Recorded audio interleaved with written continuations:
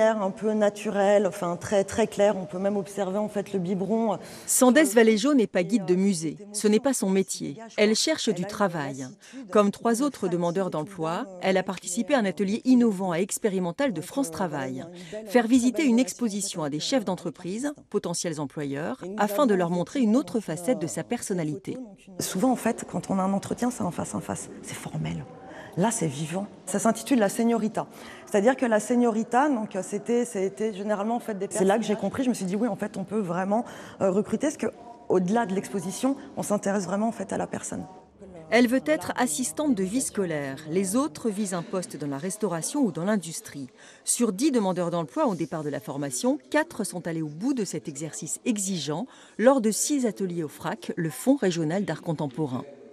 Ils sont parfaitement à l'aise dans un endroit qu'ils ne connaissaient pas il y a 1 mois et demi, sur une matière, voilà, l'art contemporain qui n'était pas du tout dans leur quotidien. Et aujourd'hui, ils mènent une visite avec beaucoup d'aisance. Donc ça, oui, je suis convaincue que c'est un apport personnel et j'espère professionnel. Lors de cette visite, une première en Bretagne, beaucoup d'employés de France Travail et du FRAC et 2 employeurs. On est plutôt sur effectivement des ensembles tracteurs semi-remorques. Ce responsable d'un grand groupe spécialisé dans le transport a rencontré chaque demandeur d'emploi. Cette manière de faire me permet de voir les gens qui possèdent plus ou moins de confiance en eux. Il y a comme ça tout un tas de compétences plus comportementales qui peuvent être tout de suite observées.